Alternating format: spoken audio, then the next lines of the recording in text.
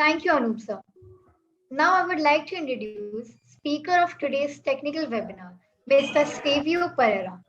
Mr. Savio Pereira is founder and managing director of Advanced Fluoro-P Limited, a Ptfe hose manufacturer located near Mumbai. He is a chemical engineer and a passionate technocrat who has 11 years of experience in manufacturing of Ptfe braided hoses. Mr. Pereira has rich experience from power plant industry and also international experience working for Fortune 500 companies like IBM, where he has held Asia Pacific regional leadership positions in enterprise customer management, business partner customer management. His research work at IIT Mumbai in the field of artificial intelligence in the 90s also puts him in a position to understand the application of these mainstream technologies to automate and improve processes. He is extremely passionate about innovating to drive down cost and improve quality, and also about developing markets for new products. We will have questions at the end of the program. Thank you.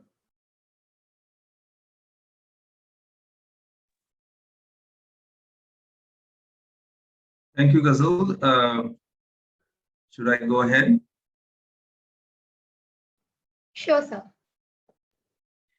Okay. Thank you very much. My name is Savio Pereira, as Ghazal has introduced me.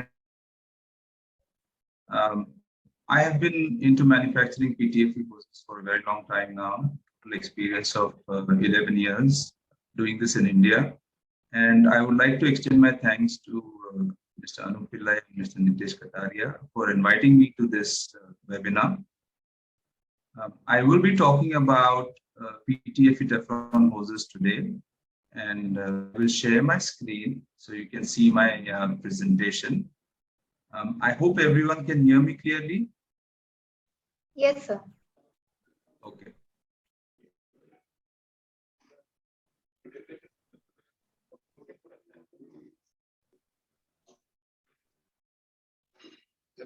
Okay, is my screen visible?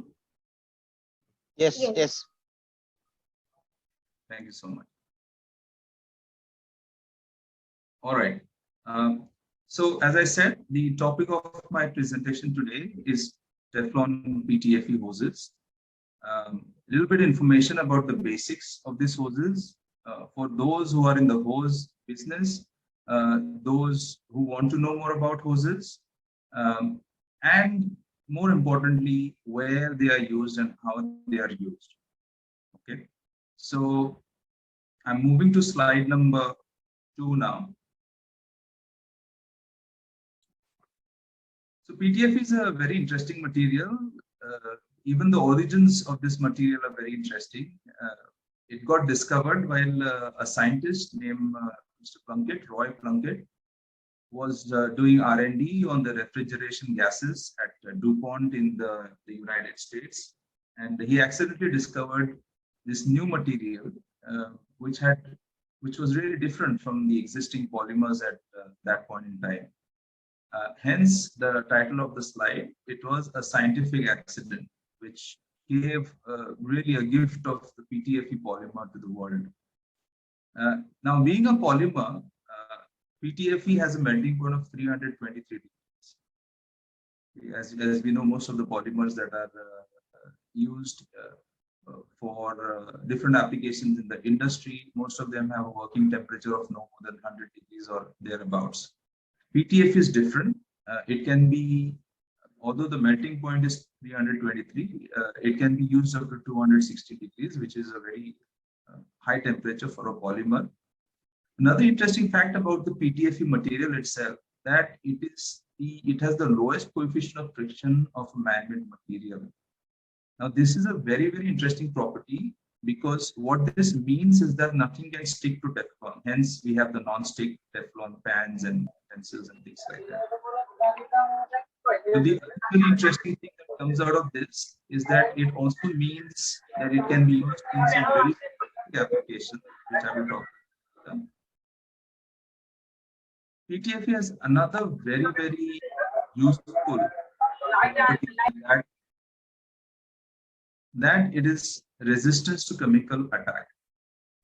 You can dip Ptfe in a bowl of concentrated acid and take it out and nothing would have happened to it. Same goes with solvents, a lot of corrosive gases, except two things that we need to keep in mind, that alkali metals and fluorine gas do attack Ptfe, and it's not chemically shielded from it. The other property that I would like to talk about, which is very much in demand these days, is excellent electrical and insulating material. So we are talking about electrical as well as heat insulating material. What has happened in today's space, in today's industry, is things are becoming nano. They are becoming smaller. They have to be more efficient, and the weight has to be less. What happens in a scenario like this is materials like PVC, which are traditional electrical insulating materials, take up a lot of thickness. They don't work. So Ptfe does an excellent job. For the given thickness, it can shield up to 20,000 and more than that volts, for example. It's also a very good heat insulator, which means it finds a lot of applications where there are heat sensitive areas, furnaces, boilers, you name it, refractories, for example. Also, Ptfe Teflon is very resistant to UV. And so if you leave Teflon outside, there is a study that has been published by DuPont that they put Ptfe underground and also in the open for 20 years. And it had not disintegrated either from the UV attack or from the elements by exposing it. So it has a very good shelf life. Okay. Unlike other polymers which age with their life. For example, if you put PVC or polyethylene or HDPE out exposed to the sunlight, you will see it slowly wearing off as the UV starts working on it. First, it will start discoloring, then it will develop cracks, and finally, it will fail. Also, Ptfe is very highly resistant to water absorption.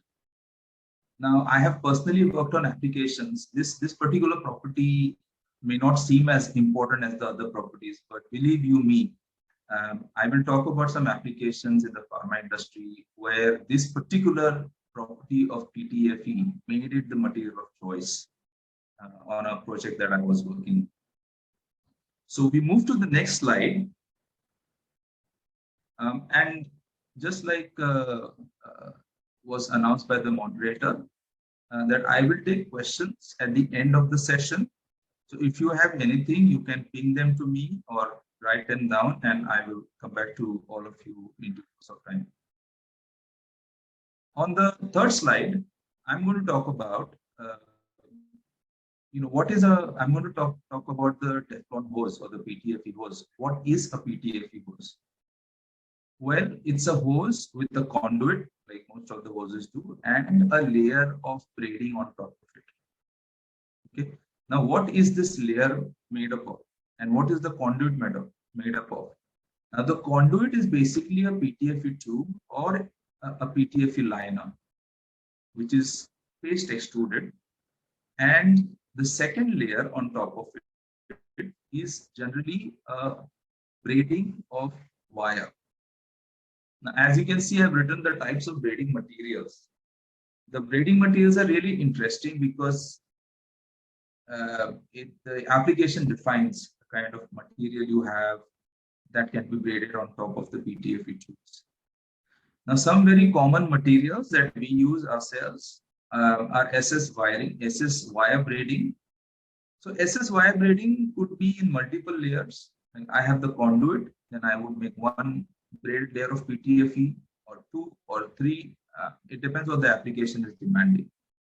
But more interestingly, we have also started using yarn braiding.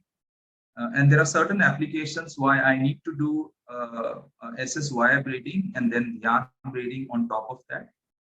We will talk about it in some of the applications that I will be discussing. A third material that is used in braiding is the aramid. This is a very, very special material. I'm sure you guys have heard about Kevlar, which is what the bulletproof vests are made from. And Kevlar is nothing but a type of an aramid. It's a thread, it's a yarn with excellent properties and outstanding performance, and it is also used to braid Ptfe hoses. Now, Ptfe hoses have two categories. Okay, and the category is simple. One where the conduit has a smooth bore, the inside tube of the hose that is braided has a smooth bore, which means it's straight, it's smooth, and hence it's called a Ptfe smooth bore hose. The second category is the convoluted board. So what happens is as rubber. Now up to a certain size, it's flexible and we get the bend radius, it bends well and all that. But as you cross the 1 inch size of the hose becomes very rigid. So to overcome the rigidity, there is a process called convoluted board Ptfe hose. Now what happens in here is due to the convolutions on only the tube, the convolutions are only on the tube and then the braiding is as normal. The convolutions help the hose to increase the bend radius of the hose. It makes it more flexible. So if you ever hear a customer saying, I want a Ptfe flexible hose, 99% of the time he's referring to a convoluted hose. Incorrectly, it is also called as corrugated hose, but there is a slight difference between convolutions and corrugations. In Ptfe, technically it's a convoluted hose. Some people call it corrugated, some people call it flexible, but it all means that the conduit inside has convolutions, so the bend radius can be increased, it can be made more flexible. Like I said, I can have a hose with single layer of braiding, which is what is the case in 70% of the time. But I could have applications where the pressures are high, maybe the fluid that I'm trying to transmit has a very high viscosity and hence it has to be heated and at the same time pumped with a very high pressure. So I could go for double or triple layers of the braiding. Now we could have 3 layers in the same material, 3 layers of, for example, stainless steel wire, or we could have a stainless steel wire braiding, a yarn braiding or aramid braiding, and then a stainless steel braiding again. So we could have a sandwich. And there are reasons why that is done. Again, it's the application which is the king, and the application decides, the king decides how are we going to dress our Ptfe hose. Okay. The other interesting thing about the Ptfe Teflon hoses is that up to certain sizes, they are smooth bore, and after that, and I will talk about this in the next slide, after that, they have to be convoluted. We just can't have a hose which is 1 inch, 1.5 to 3 or 4 inch and not have it convoluted, because then it would be just like a rigid pipe. Teflon hoses are considered to be flexible hoses because they are flexible. But like I said, after a certain size, due to the rigidity, they need to have convolutions or they have to be corrugated as they are called in India. So I move to my next slide. Also, there is one more thing before I go to the next slide that I would like to add here. If you can see in the first and the second image, you will see that the tube inside, the Ptfe tube or the conduit inside is white in color. Now, because if I go back to my previous slide, you will see that it is a very good insulator of electrical insulator. What happens is, in certain applications, if the speed of the fluid is high enough and it's dry, for example, gases and steam, these mediums can create static energy buildup in the Ptfe hose. And the static energy buildup can frighteningly go as high as 10 kilovolts.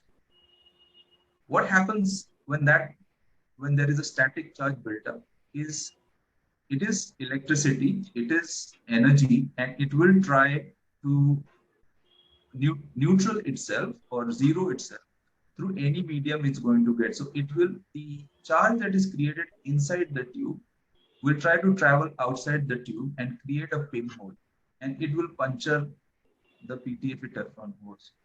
So in situations like this, there is a solution to it, and that's called anti-static or conductive Ptfe hoses. And typically, the tube inside, the white tube that you're seeing in the images, in that case would be a black colored tube. Okay, because it would be charged with carbon, addition of carbon to Ptfe Teflon makes it anti-static or conducting, and hence we solve that problem. Okay, image number 3, as you can see, is a Ptfe tube with stainless steel braiding as well as some sort of a yarn braiding. Now that yarn braiding could be polyester, it could be cotton, it could be wool. It all depends on what we are trying to do, what performance we are trying to meet.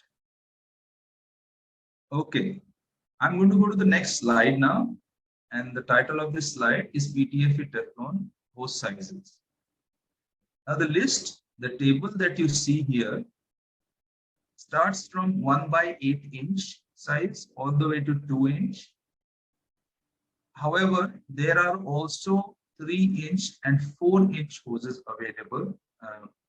They are not the mainstream hoses, but there are applications where they are demanded, especially for certain flows which are not possible in a 2 inch hose. Now, in this slide, the smallest ID, which is 1/8 in mm terms, is 3/2, and all the way till 1 inch. These hoses are smooth bore.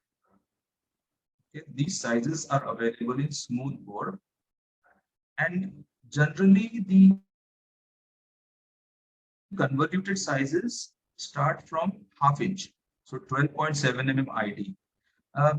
In some instances, 3/8 is also available in corrugated, but not generally.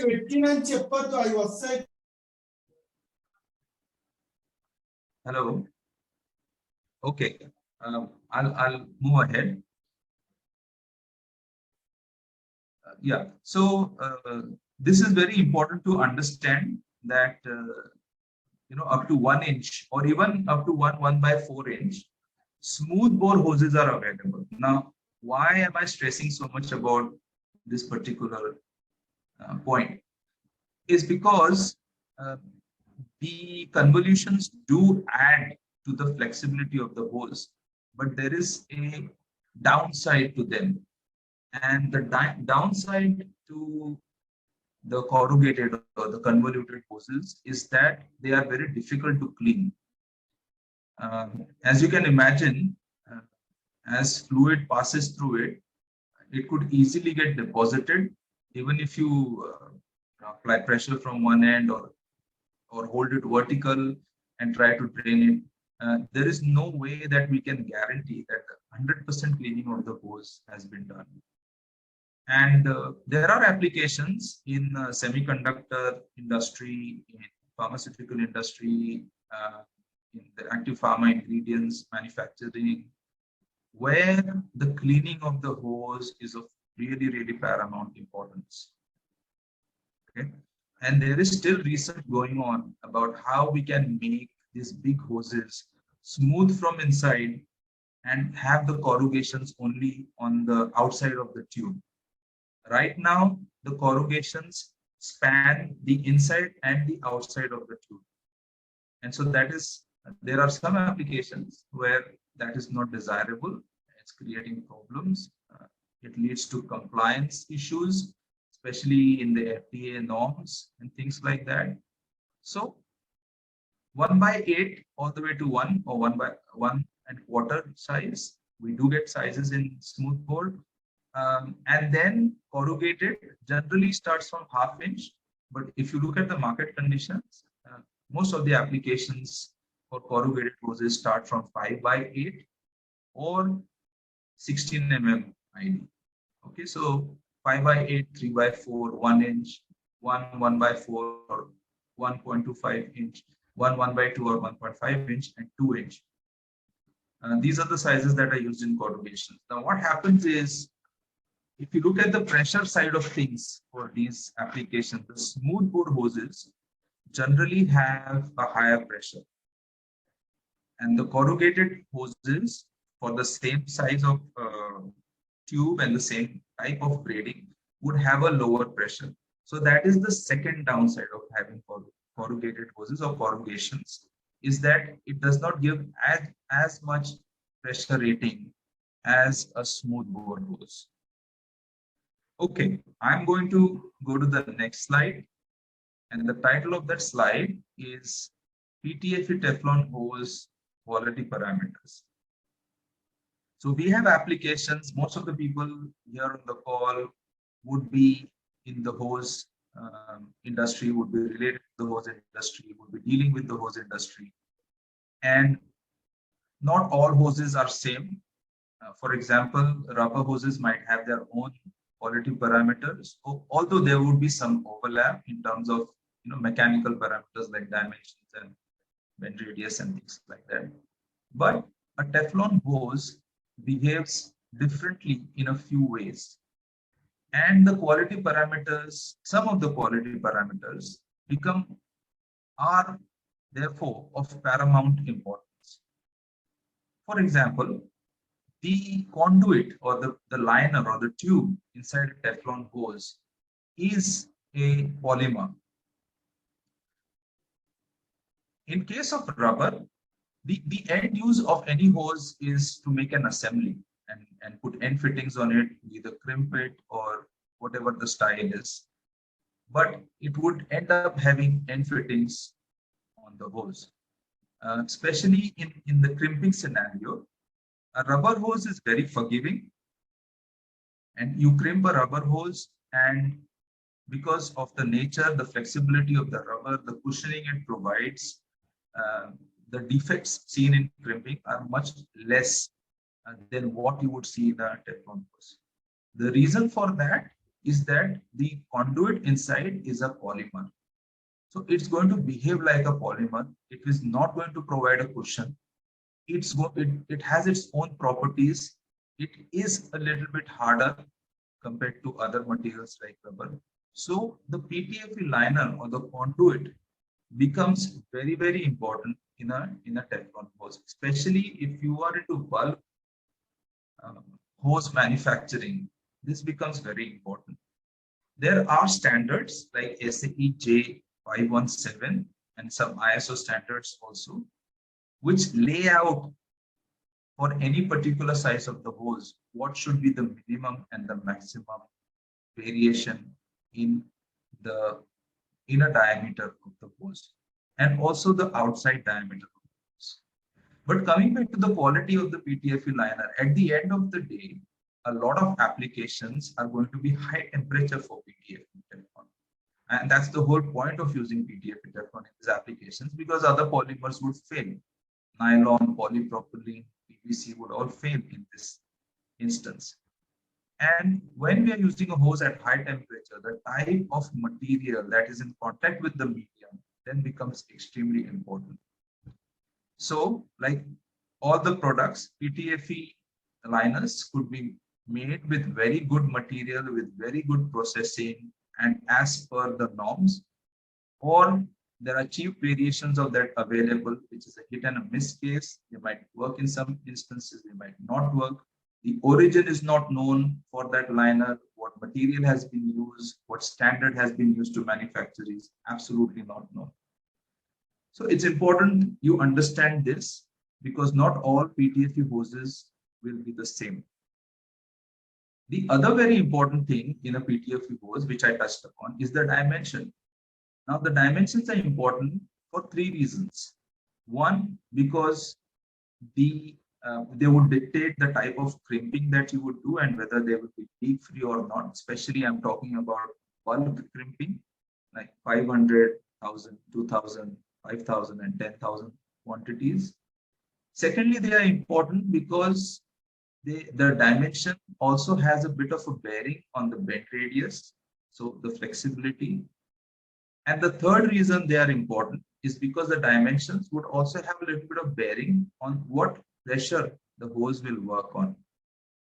And a good quality manufacturer would have very tight control on his dimensions, because dimensions would, a particular min and a max of the dimension would mean that the processes that they are following are up to the notch, and they are really good and controlled, very tightly controlled processes. The third point on the slide is the bend radius. Now, there are applications where, for example, there is a machine that has been manufactured, the Teflon hose is part of that machine, and the space constraint in that machine or that equipment is such, and this has happened with me multiple times, that the bend radius becomes a very, very important factor. Because if you bend a Teflon hose, unlike a rubber hose, rubber hose is a bit lenient when it comes to bend radiuses. Teflon hoses have less tolerance for these sort of things. But if you go below the bend radius of a Teflon hose, it might start kinking. Kinking might lead to blockage of the fluid flow, and it might lead to unfavorable, unnecessary results in your performance. So bend radius is nothing but what is the minimum bend that I can do in my hose, after which it will kink. It will start failing and it will block my fluid flow, or it will develop a weak spot which will later on burst or give away. So yes, bend radius is often not looked at, but it's really important for the life of the hose. Secondly, this is also becomes important when the two ends of the hoses are not in the same plane. So maybe they are at right angles, and maybe they are in the same plane but vertically at a different distance. And so a lot of stresses are created in the hose, and those bends have to then be checked against the bend radius. Now, proof test pressure and burst pressure, they are to do with whether there are any leakages in your hose. So when a manufacturer manufactures Teflon Ptfe hoses, they have to be very careful about this, and this has to be checked at multiple stages in the manufacturing of the hose and finally the hose assembly. Proof test pressure is a non-destructive parameter or a quality test to make sure that there are no pinholes in the hose, or there is no damage during manufacturing or manhandling, storage, things like that. Burst pressure, on the other hand, is a destructive pressure. Now, one thing I would like to add here, the burst pressure is generally called a minimum burst pressure. Okay, because we can burst a hose at 2000 bar. If I give 2000 bar, it will still burst, and it might even burst at 1000. So what is the minimum pressure at which the hose will burst? And this is important because the burst pressure then determines what is the working pressure of the hose. So generally in the industry, there is a safety ratio of 4, sometimes it's 3, sometimes it's 5. So if my hose is bursting at 1000 and divide it by 4, and my working pressure is 250 bars. If you divide it by 3, depending on the specification or the standard and applications, my working pressure is around 333 bars. So this was a quick touch point about what the quality parameters are. You can ask me more questions in the Q&A session. I'm just scratching the surface here. This is the tip of the iceberg, and we get a lot of questions about applications, about Ptfe hoses, and if you have any, I would be glad to answer them in the Q&A session. The next slide is about chemical compatibility. The whole strong point of a Teflon Ptfe hose is two main parameters or two main properties, which is heat and extremely non-reactive to chemical attack. I have chosen a few solvents, acids, gases here. And these are generally ones that we come across. There are a few more like methyl ketone and MDC, methyl dichloride, and things like that. But I had to restrict to a few that we could manage discussing about this particular presentation. Now, as you will see in this presentation, I have had 3 columns under resistance. And this is very important to understand. When you ask someone who's dealing in Teflon hoses, or your customer might ask you about the compatibility. Now, compatibility sometimes changes with temperature. Okay, very important, because we have had customers look up some charts and tell us that it was compatible, and then at 100, 120 degrees or 150 degrees, the hose burst. Okay, so please get the right advice. We often advise our customers when they come to us, and we give them the right kind of data about the information and the data that we already have and whatever has been published through research and through R&D work. Now, in here, during COVID, there was a lot of demand for air purifiers and water purifiers also. And the one gas that is used in air purification and water purification is ozone. And we got exposed to a lot of ozone applications, different types of them. And that's why I put it in the slide here.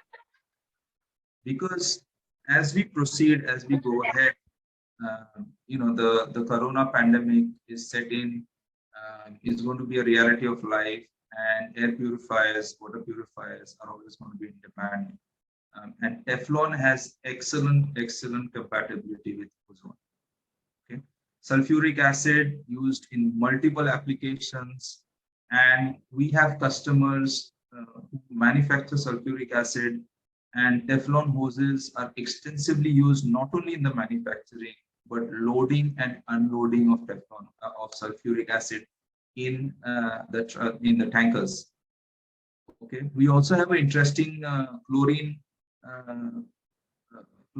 dry gas or liquid. In this case, it's chlorine dry. This is also used in water purification, typically in RO systems where water is taken from the sea, it is treated, and you will see this with either power plant manufacturers or power plants, mostly because they are situated closer to coasts, the ones that at least we work with, and they use a lot of seawater to meet their demands, especially the cooling demand. And the whole process of treating that water includes chlorine, and a lot of Ptfe hoses are used in this, not only in India, but this is very big in Gulf, because most of the water that's available in the Gulf region comes from the sea. The source is the sea, and so we have a lot of experience there. I would also like to touch upon alcohols. Okay, this is very interesting because we are going to talk about a couple of applications where alcohols are now part of a really big application related to fuel, where fuel is being changed into a percentage of bio, or what's they call the biofuel, by adding ethanol to the fuel to make it more environment friendly. So alcohols are now wherever that is happening, the rubber hoses are not able to withstand the chemical attack, and they start leaking and permeating and all sorts of things. The other interesting solvent or acid that I would like to go to is hydrofluoric acid and hydrochloric acid. There are applications where all the three acids, hydrochloric, hydrofluoric, sulfuric acid, they are all mixed, and the mixture of the acid needs to be heated to really high temperatures like 100 or 120 degrees, and it creates for a very interesting application which we had to work a lot in association with DuPont to get it right, and we were the first ones to come up with a solution to that in India, because it's not an easy thing to do, to heat an acid, especially when you're talking about 50,000 liters, 25,000 liters at one time. Okay, this topic is really big. I could be touching upon each one of these solvents and talking about, for example, bromine, chlorine, formic acid, and nitric acid, and all of those. So in the limited time, I have given you information, and the most important thing for you to take away from this slide is that resistance is a temperature is a factor in the resistance of Ptfe. Okay, and one point I would like to give, is a technical point that I would like to mention here, is that every material that we work with, any polymers that are used in different applications, every polymer has what's called a glass transition temperature. Now, the reason some of the, like in the case of chlorine, that Ptfe stops working or not recommended NR at 100 degrees is related to the glass transition temperature of Ptfe, which is around the 120 and 130 degrees. Now, what that means is that after that temperature, Ptfe properties start changing. And when I say changing, most of the time they start going downhill. Okay, so 130 degrees is, remember this, because most of the problems that happen in applications, this has not been taken into account. And so this is some information that we have learned through experience over the last 10 years of the mistakes that our customers have made, and then we have investigated to learn all of this. So please make a note of this. Okay, we are roughly I think 40 minutes into a presentation, and I've moved to the next slide. I hope you all are enjoying and finding it useful. More importantly, if you do, just raise your hand. So, I understand that what I'm doing is hitting the right spot. Okay. Thank you. Thank you, Mr. Nayan. So I moved to the next slide. And again, this is not an extensive or exhaustive list of the applications. These are popular applications that we've worked with. And for people on this webinar, some of these applications are going to really be in demand in India. Okay, so let me start with the automobile industry. I just mentioned that our fuel composition is changing. We are trying to move from the petroleum-based fuel to add an additive of alcohol, make it more biofuel and environmental friendly and things like that. And then obviously there's going to be flex fuel, and a lot of changes are coming in that. And now what happened is, traditionally all the hoses in a automobile vehicle starting from 1960s, starting from 1940s and 50s, were traditionally rubber. But what is happening now is, with addition of ethanol, and I know when I was overseas, they were talking about 10% ethanol, but now I'm hearing that percentage is growing every day. Brazil, for example, manufactures a lot of sugarcane, and so ethanol is a very easily available additive for them. And they were talking about going to 20% long time ago. I don't know if that's happened, but it will happen sooner or later. When that happens, the rubber hoses cannot withstand that attack, and they tend to expand generally also because of the heat, and that leads to the material pore size, the way the polymerization, I'm sorry, the way the material, the rubber expands, it leads to permeation. And so you would have seen that in old cars, whenever the car engine was inspected, you would smell a lot of fuel. That's because already there was permeation problems. Now with the ethanol coming in, that problem has been amplified. Okay? So that is a fuel hose. The engine also needs oil, and it's really hot inside an engine. We're talking 90-degree plus, or continuous, or even more than that in some vehicles.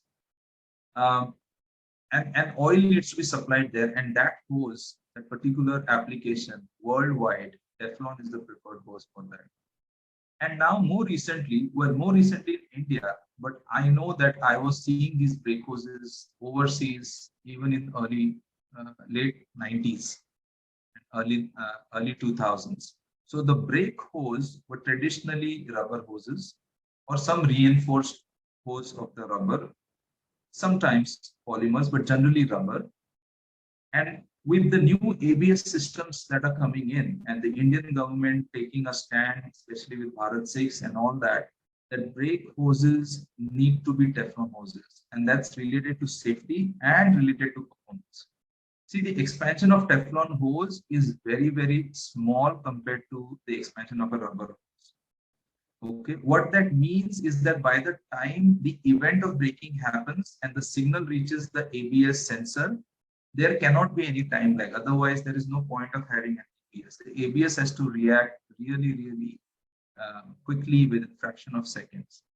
So this change has been happening over the last 20 years, and now it is going to be mainstream. Okay, because I'm hearing news that Bharat 6, all the vehicles may go into Teflon hoses, including motorcycles, especially motorcycles. So that's the application. Now, what do these hoses conduct? Typically, brake fluid, clutch fluid, fuel at certain temperature. Okay, why Teflon is required here? Like I explained to you, there are so many reasons. Brake hose is because of the expansion and the durability. Oil hose is fuel hose is because the composition of fuel is changing, and oil hose because of the temperature requirements. The other interesting application that we work with is industrial gases. And again, during COVID time, this was a very interesting field where there was very good demand for oxygen related applications. Because remember I told you Teflon has a coefficient of friction of 0.02 or 0.03 in some instances. And what that means is that these gases don't create friction with the Ptfe material, the Ptfe Teflon material. Even though there is, for example, contamination in the gases, the temperature can go up, but Ptfe is able to handle that. And so the preferred choice for gases like oxygen and nitrogen and argon and acetylene is a Ptfe hose. Now, one word of caution that I want to say here, whenever we are doing a gas hose and the testing is done in hydraulic with water or oil, please remember that the potential energy of a fluid is much lower than the potential energy of any gas to create the same pressure. What I mean is that if you are testing on 1 bar in a fluid, that 1 bar in pneumatic turns out to be 2 to 3 bars of fluid. Okay, so something that that needs to be remembered for these sort of applications. Okay, oil and gas. Typically, Ptfe hose is used due to either chemical attacks or temperature, or maybe the viscosity of the product, and it's used as a transfer hose. There are a few other applications in oil and gas, especially in the cracking application. Ptfe hoses are used, and we've supplied them in that application. Also, there are Teflon hoses are used in oil and gas, in sampling lines, and anywhere where heated oil is required, either to maintain a temperature or to heat something. So transfer hoses. The next application is press and injection molding machines. Now, remember the three images that I showed you on the third slide, where the third image was colorful hoses. Now, those hoses that we manufacture have one layer of stainless steel on them and another layer of yarn. Now, if you look at typically the injection molding machines and the way the molds are heated, in most of the cases, oil at a very high temperature is used to heat the mold. Now, in those cases, again, because of the temperature being 130, 150, sometimes 160 degrees, Teflon is the preferred hose. However, that hose is in close proximity to the operator of the machine. And so for safety reasons, even if you pass oil at 160 degrees and the outside temperature is even 90, for example, it would still burn a person. There's a safety problem, especially the operator. So we braid it with yarn, and so we give it an insulating layer. We could even do 1-2 layers to make it even more insulating, depending on the temperature. And different colors are used to indicate different lines. So typically red, green, blue, black, white colors. That's why you see the multiple colors in that slide. And those hoses are used in presses and injection molding machines. In injection molding machines, the oil is to heat the mold, or the module is called the MTC, or the mold temperature control, and typically the media is oil. Okay, chemical process industry. Well, this is a huge industry. I mean, this is a blanket word for maybe 15 or 20 different industries, and I will pick one. I've already spoken about the acid. So acid manufacturing, transfer, part of this industry. But another industry here is the chloralkali. That's a very big industry. Now, typically, chloralkalis, like I told you earlier, alkalis are very aggressive. They're very, the chemical attack is very powerful. And most of the transfer that happens in the chloralkali industry is through either a Teflon hose or a Teflon line pipe, a rigid pipe with Teflon lining in it, or a flexible Ptfe hose. Now, chloralkali industry can again be subdivided. Is the detergent industry, the paper industry. So anywhere where chloralkalis are used in processing, the fiber industry, for example, the ABG group, things like that. Another example is the surface treatment. A lot of surface treatments need acid, chromic acid, mixed acid, sulfuric acid, hydrochloric acid. And generally, these acids are at elevated temperatures. Okay, so surface treatment is also a very good application. It is a big industry in India and all over the world. People are still using the wrong kind of hoses, as I see in the industry, because no one has told them any better. So I think part of my putting this slide is so that we can go and give the right advice. It sets us apart from our competition, and we establish a rapport with the customer at different level. Okay, then there's textile industry, generally because of the steam. Now, steam also, I would like to mention here that the specific the heat capacity of steam is much higher than that of a fluid. So 1 kg of fluid and 1 kg of steam would have massively different heat capacities. Steam also has a very different impact on materials. It's not the same as fluids. And so again, steam is a very dry, as the temperature increases and the saturation of steam increases, it gets on getting drier to a point where it reaches 220 degrees. And then, Teflon is the only material other than metal that the steam would be compatible with. Now, we earlier talked about the press. The rubber presses, for example, use a lot of steam. and Teflon hoses are used in those applications. And everyone in the world is trying to make the Teflon hose better because it's one of the applications which is extremely, extremely demanding, not only because of the temperature, because also because of the media, which is steam. Tube and tire manufacturing, same. The vulcanization, rubber presses were really super saturated steam, 130 bar, 220 degrees, and there are not a lot of hoses, types of hoses that can withstand there. Still, there is work going on to make a better hose for this application. Okay, and then we have the pharmaceuticals. This is one industry which would have kept a lot of businesses running during COVID.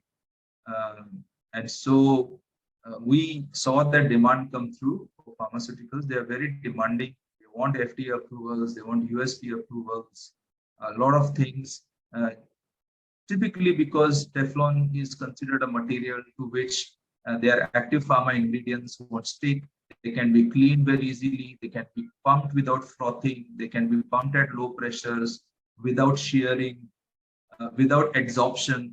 So lots and lots of parameters which we have worked on for pharmaceutical industry. And I will take more questions about this if you do have any in the next slide. Okay, so I am going to go to the next slide, which is the Q&A section. So I have pretty much given you a rundown of what a Ptfe hose is, the types of Ptfe hose, how do you differentiate between a plain and a convoluted or corrugated hose, the type of braiding, what the compatibility looks like, what are the applications, what are some of the key factors when you're buying Ptfe hose. So I open the Q&A session and let me know if you have any.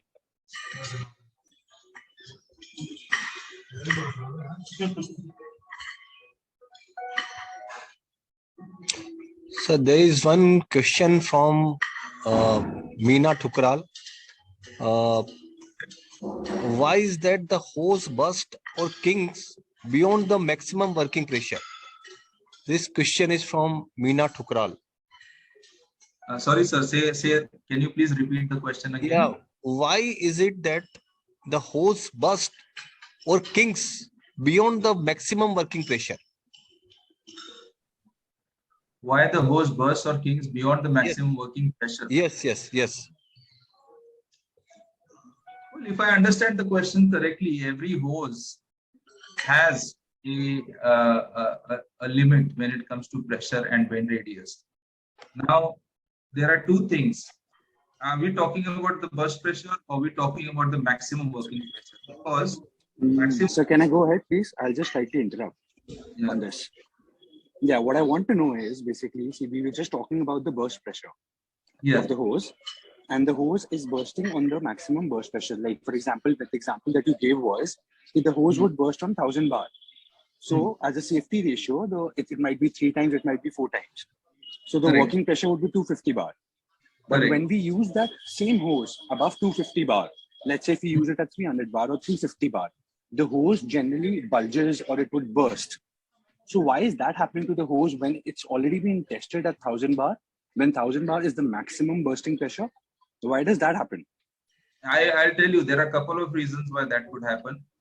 Some of them could be on the manufacturing side of things. Typically, what happens is, when you start manufacturing hoses, there is a whole batch. For example, I would take a batch of 10,000 meters of hoses. Okay. Now, it's really important at what stages these parameters are tested. So that is from the manufacturing perspective. So, for example, I did my testing at the start of the manufacturing batch, and I did get 1000 pressure burst. But then, my cycle time, the next frequency of the testing is after 10,000, and somewhere in the middle, there was a problem in the process. So that could be one reason. I'm not saying it's the only reason, but I have seen people, especially Chinese manufacturers, do this. They cut down big time on testing, and Teflon hose is one product where we need to be testing at every stage, in process, inspection and testing is a must. That could be one reason. The second reason could be that are you following the temperature limits prescribed for the hose? Because like I said, temperature has a big effect on Teflon hoses. So are you at the, generally when they specify the burst pressure of a Teflon hose, you will see that they will mention 20 or 25 degrees. Any manufacturer anywhere in the world. The specification is for 20 to 25 degrees. If the fluid inside your hose reaches 130 degrees or 150 degrees, it's going to have a detrimental impact on your burst pressure. Will it have a detrimental impact even on the working pressure? Yes, of course. It will have detrimental impact because if you look at the way we work with this, there are certain calculations related to the temperature curve. The temperature curve determines the tensile strength, and the tensile strength curve determines the burst pressure. So if I keep increasing my temperature, there will be one point in time where the effect of temperature on the material itself will start increasing. So the rate of increase will increase. You understand what I'm saying? So 100 and Yes, maybe yes, I do. nothing will happen. But 130 degrees suddenly it will create a big impact. So let's say the Ptfe hoses have a maximum temperature of 250 degrees or 260 degrees.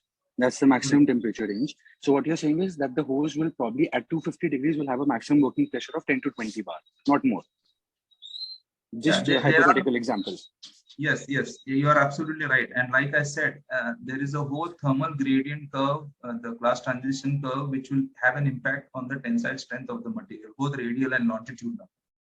Okay, and once the tensile strength starts changing, and it's not a straight curve, it's more like a effect is very small, and then it's more like an exponential curve. And after the glass transition temperature, the impact is it's really sharp rise. So you might not find any impact till, for example, 130, 150, but once you go to 180, for example, suddenly things will change. And so we get a lot of questions about this, and we have trained our teams to ask the customer, that what is the pressure, what is the temperature, what is the medium, and is it a dynamic application or not, and is the hose in a bend position permanently, or is it flexing? So all these things. May I understand what your operating parameters are? See, we generally have a trading business, right? So we have our own crimping unit, and where we make hose assemblies for our clients. So the issue is that most of the times the clients are not able to give us the correct data. We obviously ask them for the working pressure and the temperatures to suggest a hose, but most of the times, because it's the purchase team, they are never able to give us the correct data. So how do we determine, like for example, they have a max temperature of 100 degrees, just a hypothetical example, and the maximum working pressure would be 25 bar or 30 bar or 40 bar. So they will just give us that data. If you're working with a manufacturer will be able to give you that data. They should give you that data because you are asking the right question. There is no reason. Sometimes that data may not come out of testing. Sometimes, for example, there are situations where we get the data from our customers where we have supplied. There are times when we say, look, we just don't have the experience of this application nor any data. So what the customer will do is they will do the trials at there and they will feed us back the data. So data has to be given by the manufacturer, at least the data that you are asking. I call it the typical data. Okay, because generally all the brochures that you would see, they are all 20-25 degree burst pressures. And then a manufacturer has those data with him.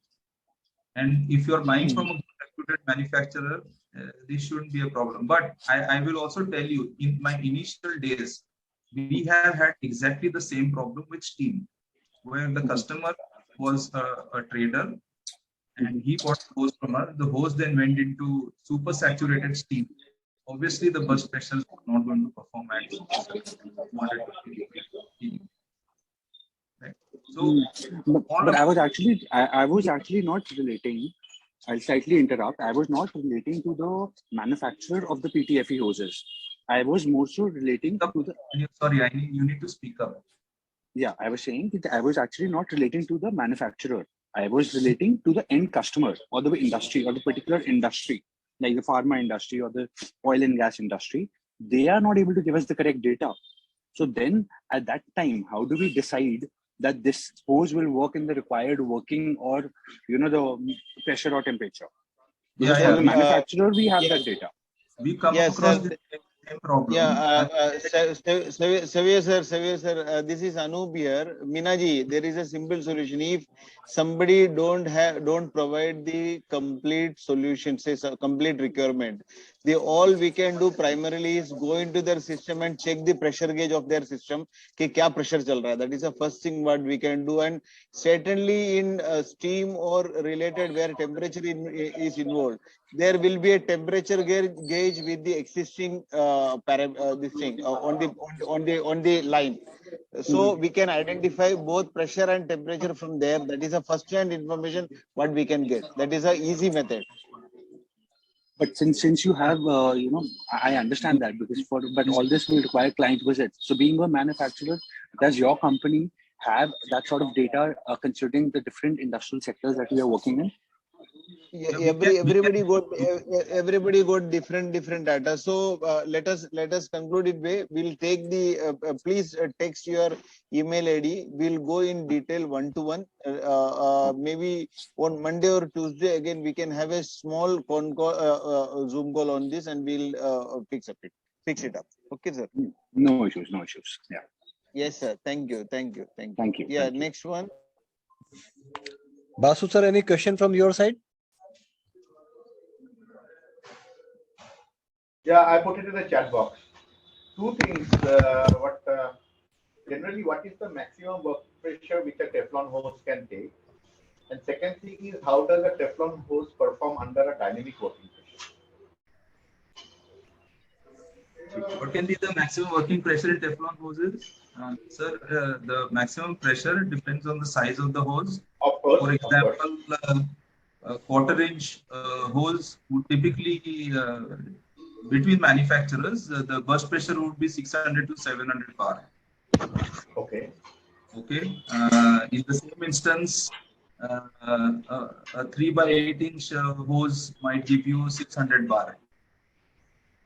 So as the bore of the hose increases, the burst pressure decreases. But quarter inch, which is a very standard size, is 700 bar.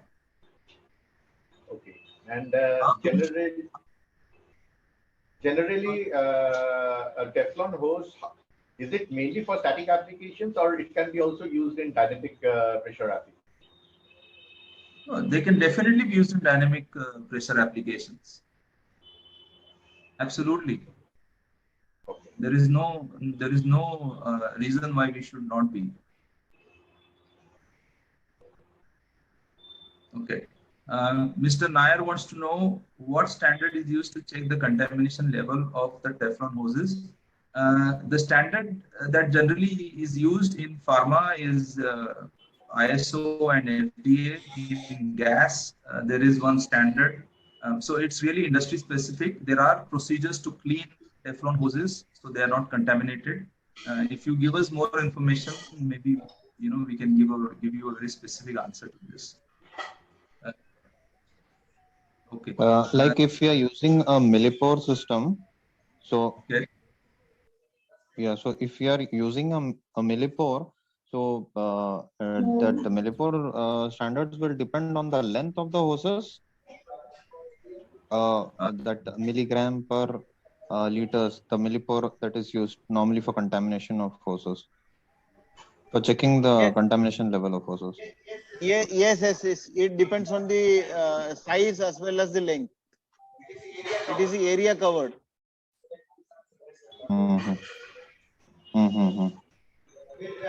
Please share your email ID. We'll shoot the details to you. Sir, every industry has a different procedure for cleaning and type of contamination. So we will have to discuss this one-to-one. Okay, how does Teflon hoses perform under dynamic pressure? Okay, I would like to add one point here. We have spoken about this, Mr. Mitra's point, is that the performance of Teflon hoses under dynamic pressure When you say dynamic pressure, we are not talking about movement. We are only talking about the range or different ranges of pressure, right? If different ranges of pressure, then there is something called hammering, and Teflon hose takes it well. The crimping and the hose assembly has to be good. The hose has to be of high quality because it will put extra pressure. If it's in the bent position, it will definitely have more of an impact. If the pressure and the displacement, there is not a static application, then the conduit inside the hose becomes really important. And there are different materials in PTFE which have higher flex life and dynamic application life. So I hope I've answered your question.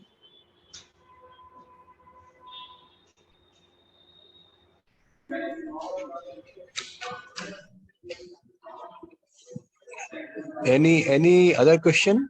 Yeah, there was one question from somebody, MT. What would be the technical difference in terms of durability between rubber used in the XLP hoses and PTFE hoses? Since PTFE turned out to be more expensive. Yeah, that came from someone called IAI. So I'm assuming that It is from Imperial. Imperial Auto. Imperial Auto. How Teflon can be replaced to hydraulic hoses in automotive? How we affect it? Look, I'll tell you this much. Teflon is never going to cost the same as rubber, okay, just in terms of raw material.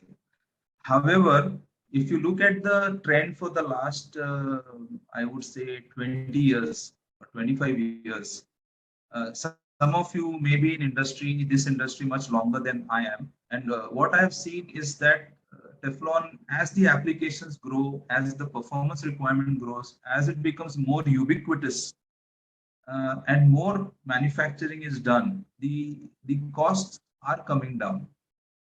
And for someone from Imperial Auto, they might be aware that initially, when PTFE hoses were introduced in India, the pricing was different. Today, it is different.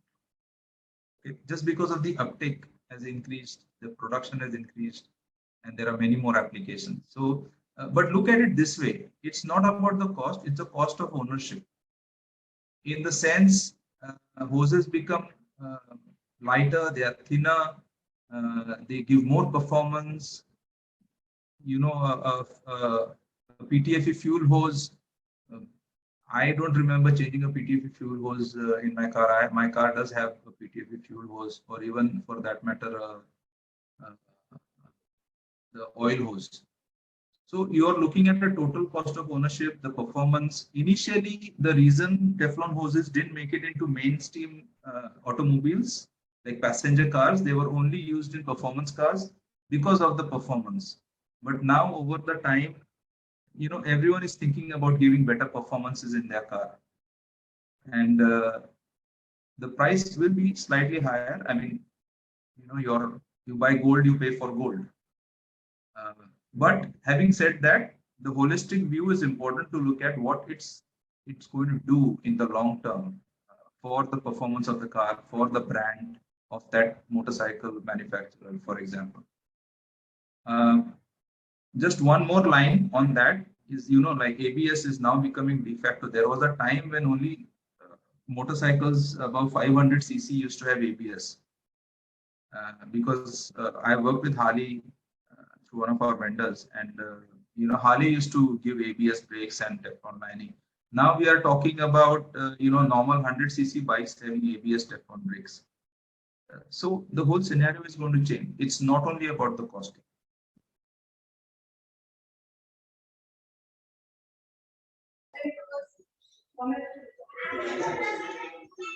I hope I have answered the IAI question.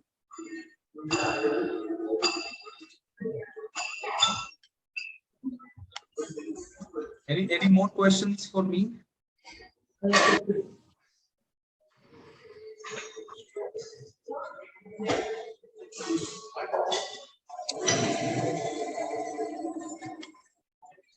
Anyone is having any other question?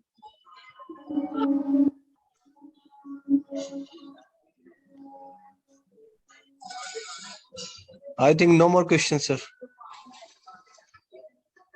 Okay. So thank you so much. I hand it over to Mr. Pilla and Mr. Nitesh, the moderators. Thank you so much for having me and giving me this opportunity. Thank you very much, sir. And it has been a wonderful session, very informative. Almost more than 30 participants were there. So you have explained in a very effective manner what is Teflon hose, what is the construction of the hose, what different quality parameters are to be checked in Teflon, and most important is what are the applications of Teflon hose in various industry.